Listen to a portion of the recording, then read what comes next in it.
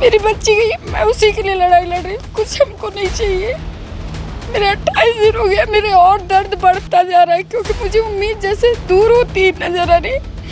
आज न रह के भी वो मेरे लिए मेरे पास इर्द गिर्द खड़े होकर यही सवाल बार बार करती है, क्या मम्मा मुझे इंसाफ नहीं मिलेगा?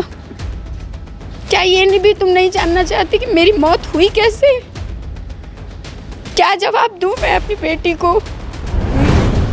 क्या ऐसी सरकार है जो सिर्फ अमीरों के लिए है, गरीबों के लिए कहीं नहीं है? जो नीरव जी हैं उन्होंने भी सब कुछ देखा, यहाँ तक कि हम रोए तो उनके आंख भी आंसू आया। मुझे लगी शायद कि उन्हें कहीं वेदनाएं ये तड़पाएंगी तो वो बात करेंगे, उठाएंगे, लेकिन उन्होंने भी कहीं बात नहीं की कि किससे लड़ा जाएगा बताइए। उनसे लड़ सकते थे लेकिन सरकार से नहीं लड़ सकते। इन्होंने कहा चाहे कुछ भी हो हम लड़ेंगे, चाहे आगे कोई और सरकार तो आएगी वो तो साथ देगी, लेकिन इसमें सोनम मिश्रा ने जो काम किया है वो इतनी दरिंदगी वाला किया है, मैं सोच ही नहीं सकती एक औरत इस तरीके से एक लड़की को मार सकती है। क्योंकि मुझे अपनी जब सरकार से नहीं उम्मीद है तो मैं और आगे कहाँ जाऊँ? सरकार से उम्मीद नहीं, मुझे नहीं उम्मीद है क्योंकि मैं आज 28 दिन हो गई। सरकार ने मेरा जो बयान लिया था, मैंने जो मुख्यमंत्री को दिया था, वो मुझे पता चला कहीं से कि अगर आपका एक्सेप्ट होता है तो आपके मोबाइल पे एक मैसेज आएगा। मेरे हस्बैंड के मोबाइल पे कोई मैसेज नहीं आया क्योंकि मेरी कागज़ को फाड़ के किसी डस्टबिन में या कहीं डाल दिया गया होगा कि शायद लोग नहीं जाएंगे जेल, मेरी बेटी को इंसाफ नहीं मिलेगा।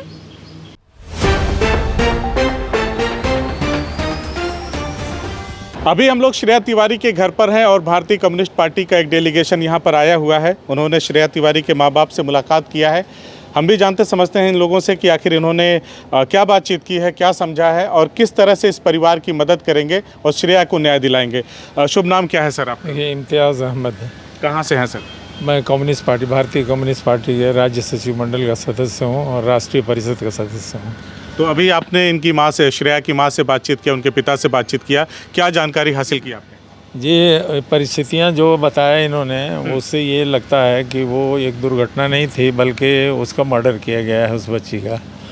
और हम इस राय के हैं कि इस मामले को अंत तक देखा जाएगा और इनकी मदद किया जाएगा और उन लोगों को सज़ा दिलवाने में पूरा कम्युनिस्ट पार्टी जो है पूरे तौर पे लगेगी इसमें। और पूरा ये अधिकृत डेलीगेशन है जो हमारे साथ लोग आए हैं, तो इसमें वो लोग छूटेंगे नहीं। इसमें हर लेवल पे लड़ाई होगी, कोर्ट में भी होगी और बाहर भी होगी, सड़क पे भी होगी। और हम इसमें पूरी पार्टी, अभी चित्रकूट में हमारे राज्य परिषद की बैठक हुई थी, उस बैठक में इस मामले को पेश किया गया था और पेश करने के बाद उसको डिस्कशन के बाद ये नतीजा निकला कि पूरी राज्य पार्टी इस दुखी परिवार जो है इसके साथ खड़ी रहेगी और इस लड़ाई में पूरा योगदान इनका। सर, बहुत सारे लोग आए, पीड़ित परिजनों से उन्होंने मुलाकात किया, आश्वासन दिया, यहाँ तक कि सांसद आजमगढ़ भी आए, यहाँ पे लोकसभा के जो सदर के सांसद हैं दिनेश लाल जी आए, लेकिन फिर भी अभी तक जो भी उन्होंने आश्वासन दिया उसके हिसाब से अभी तक पीड़ित परिवार को कहीं से कोई सपोर्ट या सहयोग नहीं मिला। ऐसे में कैसे ये तय कर लिया जाए या मान लिया जाए कि भारतीय कम्युनिस्ट पार्टी हर कदम पर इनके साथ रही? देखिए, हम लोग जो भारतीय कम्युनिस्ट पार्टी है इसका एक ट्रैक रिकॉर्ड है और तमाम ऐसे दुखी लोगों के साथ वो खड़ी होती है और ऐसा नहीं है कि इस पे उसकी अपनी कोई राजनीति है, बल्कि जिस सोच है हमारी, उस सोच के तहत हम यहाँ आए हुए हैं और आप पूरे तौर पे हम विश्वास दिलाना चाहते हैं, यकीन कीजिए आप हमारा, कि हम इसमें इनकी मदद के लिए खड़े रहेंगे और दलों की तरह नहीं। पूंजीवादी दल जो प्रचार पब्लिसिटी के लिए काम करते हैं और बीच में छोड़ते हैं, हम उन लोगों में नहीं हैं। हम इसको लड़ेंगे, ये लोग खड़े रहेंगे तब तक हम ये हमारे अपने बगल पाएंगे, हमें और हमारी पार्टी को। जो लीडर्स हैं हमारे वो सब खड़े रहेंगे इनके साथ। बार बार एक बात आती है, ये लोग भी कहते हैं, आप लोग भी तो कहते हैं ना कि पैसे के आगे कहीं डर लगता है कि हार ना जाएं, तो लगता है कि जिस तरह का आश्वासन इन्होंने दिया है अभी आपको बातचीत करके, आपके साथ खड़े रहेंगे, हर तरह से मदद हो पाएगी? हाँ, क्यों आप इन्हीं लोगों जैसे लोगों के साथ हम आज अभी तक इतनी दूर तक आ सके हैं। नहीं तो हमारी हैसियत नहीं है उनसे सच में लड़ने की, क्योंकि हमने तो बेटी भी खोई थी और उन्होंने यही सोचा था एक चींटी की तरह इन्हें दबा के रखेंगे, उसके बाद ये आगे कुछ नहीं करेंगे। लेकिन आप ही लोग जैसे लोग या मीडिया जैसे ही लोग और पब्लिक ही थी जो कि हम आज यहाँ तक लड़ पाए, और आगे भी इन्हीं लोगों का सपोर्ट रहेगा तो हम लड़ाई लड़ेंगे। आपने एक बात कही थी, मीडिया में बयान दिया था कि कोई जांच रिपोर्ट के बारे में, उसकी प्रोग्रेस रिपोर्ट जानने के लिए आप लोग किसी अधिकारी के पास गए थे और उन्होंने डांट के भगा दिया आप लोगों को। हाँ, हम लोग गए थे हस्बैंड के साथ। मतलब ये हुआ कि वो कोई टीम गठित हुई थी, वो टीम की जांच होती है, तो वो जांच मतलब हम लोगों से भी पूछनी चाहिए थी उनको, लेकिन हमारे यहाँ नहीं आए। तो सब लोगों ने कहा तुम खुद ही जाके पता करो क्यों नहीं आए या जांच नहीं हो रही है।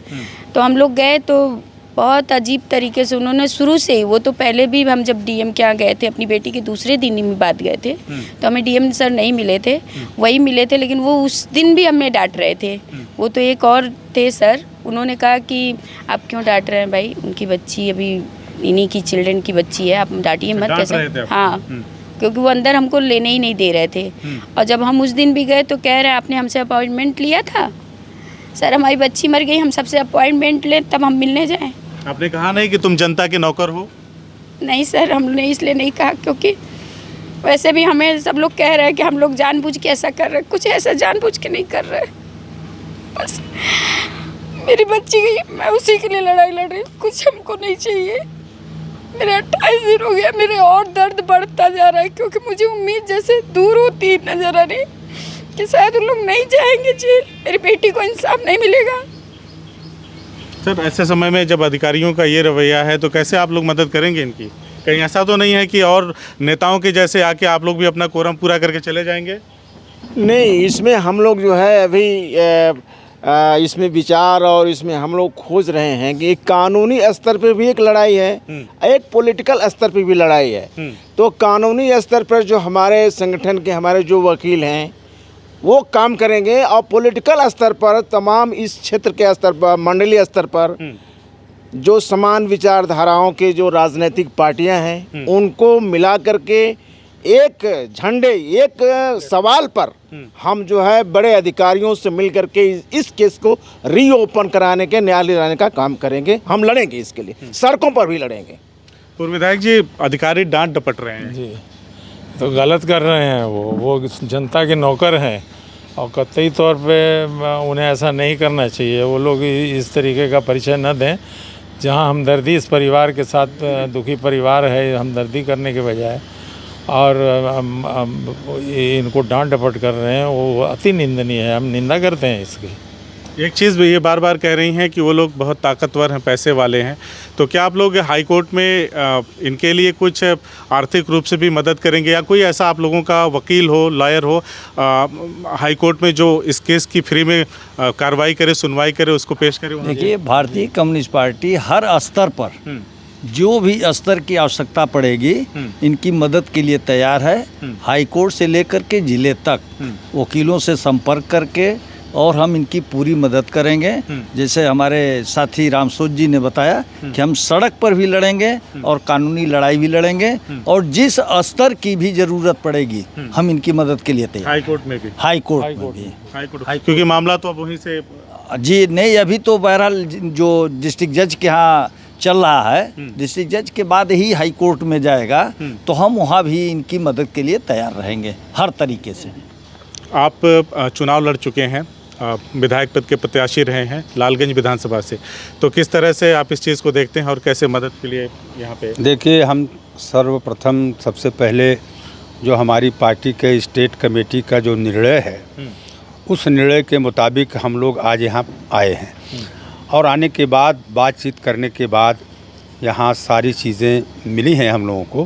पहले तो एक मांग पत्र तैयार किया जाएगा, और मांग पत्र तैयार करने के बाद जो हमारे अधिवक्ता हैं, जैसे स्वामीनाथ जी हैं, सच्चिदानंद राय जी हैं, उन लोगों से मशवरा लेकर के, और हमारा एक प्रतिनिधि मंडल, सबसे पहले तो वामपंथी दलों का एक प्रतिनिधि मंडल पूरे मंडल स्तर पे, चाहे मऊ हो, बलिया हो, और बगल में गाज़ीपुर ज़िला है, वो वहाँ के भी प्रतिनिधि रहेंगे। हम लोगों का एक प्रतिनिधि मंडल कमिश्नर साहब से मिल करके ये मांग पत्रक देगा।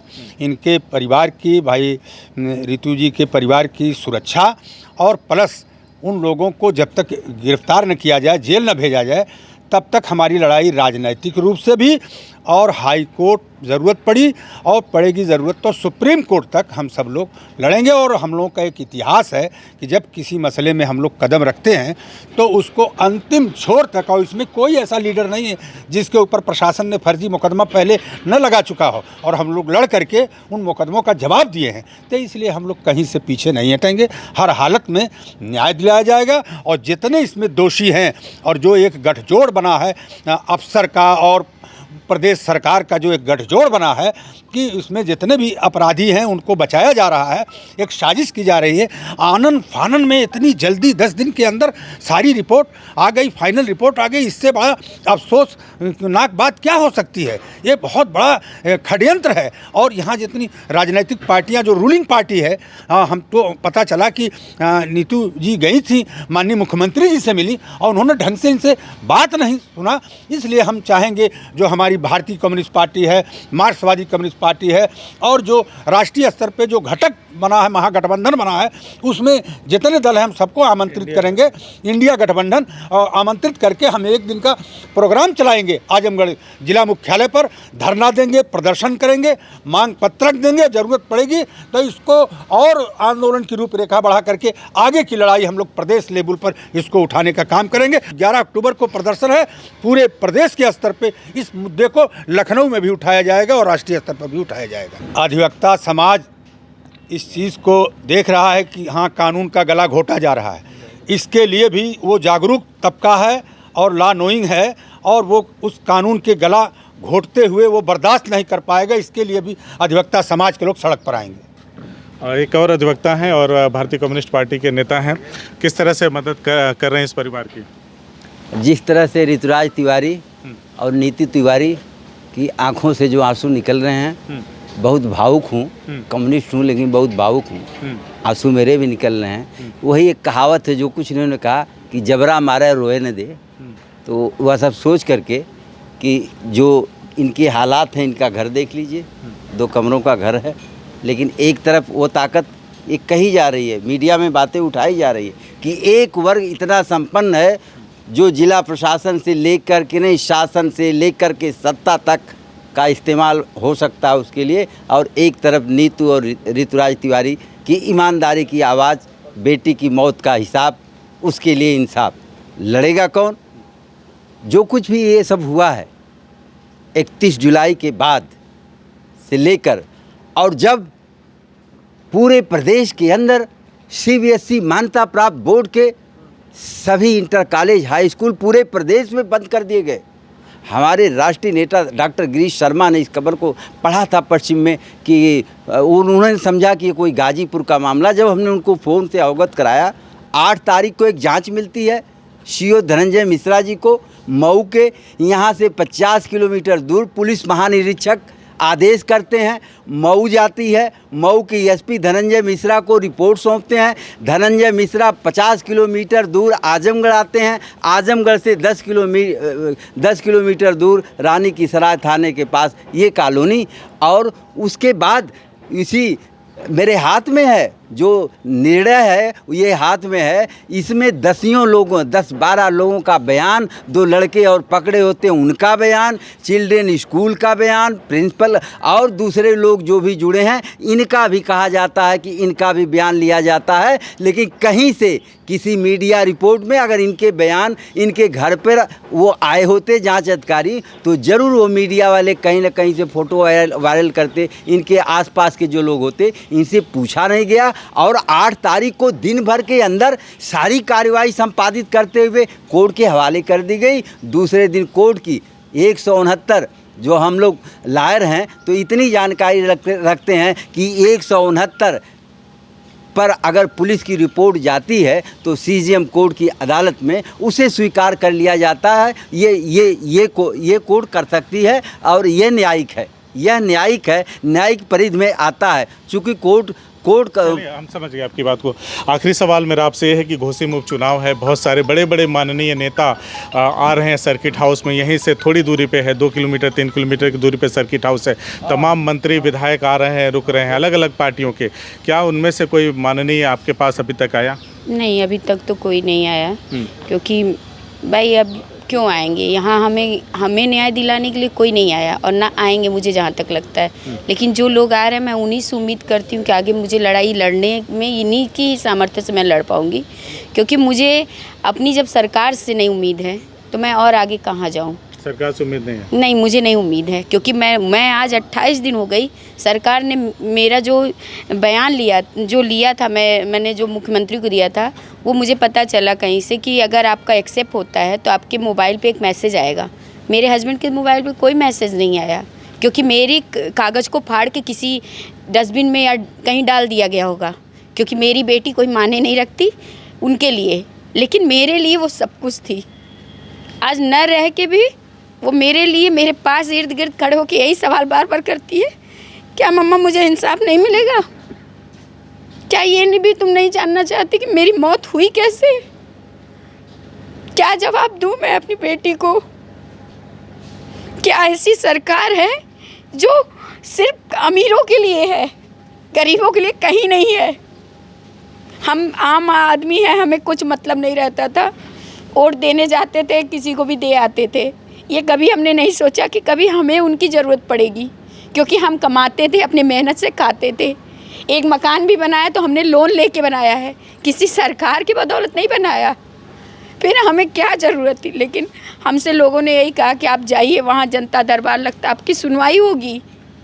लेकिन वहाँ जनता की दरबार में देखने के बाद मेरा मन टूट गया। मैंने अपने हस्बैंड से कहा कि किससे लड़ा जाएगा बताइए? उनसे लड़ सकते थे, लेकिन सरकार से नहीं लड़ सकते।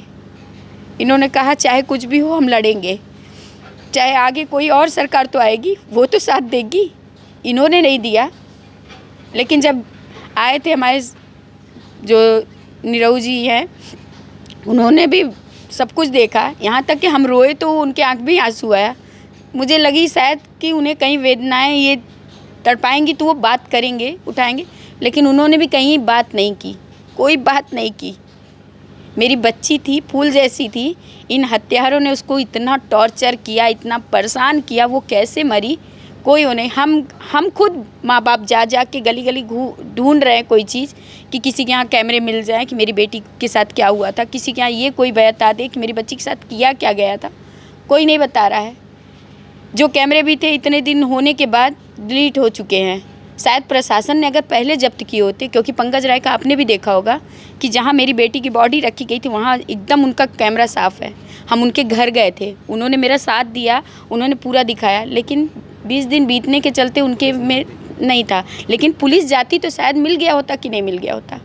लेकिन पुलिस ने कहीं ना कहीं थोड़ी बहुत लापरवाही की और आज उनके पास ये चीज़, वो खाली फंसे रह गए कि स्कूल के कैमरों को चेक करने में। उन्होंने ये नहीं देखा कि स्कूल के रास्ते में कहाँ कहाँ कैमरे हैं। आज मैं माँ हूँ, मैं खोज के क्या करूँगी? आज तो मुझे अपने बच्चे को भी बचाना है। कोई भी आ जा रहा है हमारे यहाँ। अभी 2 दिन पहले एक टीचर अचानक कह रहे हैं हम टीचर हैं, हम चले आए। मैंने हस्बैंड को भी कहा, हम कहा ऐसे आप लोग बाहर मत निकलिए, क्या भरोसा है? कौन भरोसा दिलाएगा? मैंने सरकार से भी कहा तो उन्होंने, अनुराग जी ने कहा हम गारंटी लेते आपको कुछ होगा। गारंटी लेने से हो गया? आज अगर हमें कुछ हो जाता है या मेरे हस्बैंड को या मेरे बच्चे को, फिर हम लड़ेंगे न्याय के लिए। आज बच्ची मर गई, 28 दिन हो गया, कोई काम नहीं हो रहा है। कुछ समझ में नहीं आ रहा कि न्याय मिलेगा भी कि नहीं मिलेगा। कल को मेरे बच्चे को कुछ हो जाए, इनको कुछ हो जाए, फिर मैं लड़ूँ? कब तक लड़ूंगी? मुझे सुरक्षा के लिए लिखित चाहिए कि हाँ प्रशासन मेरे साथ है, मेरे फैमिली के साथ है। हमारी फैमिली छोटी सी फैमिली है, 4 लोगों की फैमिली, आते जाते कोई कुछ भी कर देगा तो हम क्या करेंगे बताइए? किससे लड़ने जाएंगे? फिर लड़ेंगे, फिर उसी वही कानूनी, हमसे कहा कि आप कानूनी लड़ाई लड़िए। कब तक लड़े? मैंने देखा है लोगों के चप्पल घिस जाते हैं कानून में। मुझे कुछ नहीं चाहिए, मुझे किसी से भी ऐसी नहीं बात है, लेकिन बस हमको जो भी आए, हम सबसे यही उम्मीद करते हैं कि हमको न्याय दिए। हाँ, हम आर्थिक रूप से कमज़ोर हैं। अभी तो हमारे हस्बैंड को लोन का फ़ोन आता है। अभी आपने देखा होगा, एक न्यूज़ चल रही है कि लोन के चलते एक आदमी ने, बड़ी हस्ती ने फांसी लगा ली। मेरे हस्बैंड के लिए तो रोज़ आ रहा है। क्या करें, हम कहाँ जाए? हमने सोचा नहीं था, हमने सोचा था 2 रोटी कमाएंगे, लोन भरेंगे, बस सुकून से रहेंगे। लेकिन इसमें सोनम मिश्रा ने जो काम किया है वो इतनी दरिंदगी वाला किया है, मैं सोच ही नहीं सकती एक औरत इस तरीके से एक लड़की को मार सकती है। CIB इंडिया न्यूज की सभी खबरों को देखने के लिए लाल रंग की बटन को दबाकर चैनल को सब्सक्राइब जरूर करें, घंटी जरूर दबाएं ताकि हमारी सभी खबरों के नोटिफिकेशंस आप तक पहुंचते रहें।